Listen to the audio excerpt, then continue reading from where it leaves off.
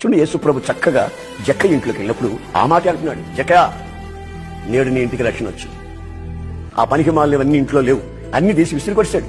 ఇప్పుడు పరిశుద్ధ గ్రంథం, ఆ దేవుడి పాటలు, మోకరించి ప్రార్థన చేయడం, దేవుని వాక్యాలన్నీ కనిపించాడండి. 4-5 చక్కటి దేవుని వాగ్దానాలు కనిపించుకున్నాడు. ఆ గదికే వచ్చింది రక్షణ, ఆడికే వచ్చింది రక్షణ.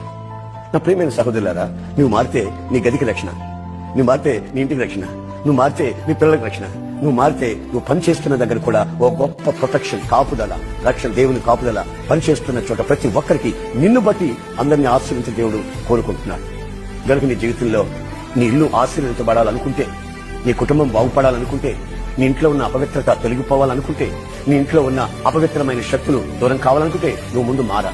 నీ ఇంట్లో అపవిత్రత పెట్టుకుని దేవా నన్ను ఆశీర్వదించు, ప్రభువా నన్ను ఆశీర్వించని దేవుని చుట్టూ తిరిగితే ప్రయోజనం ఏమీ ఉండదు. నీ ఇంట్లో ముందు అపవిత్రత తొలగాలి.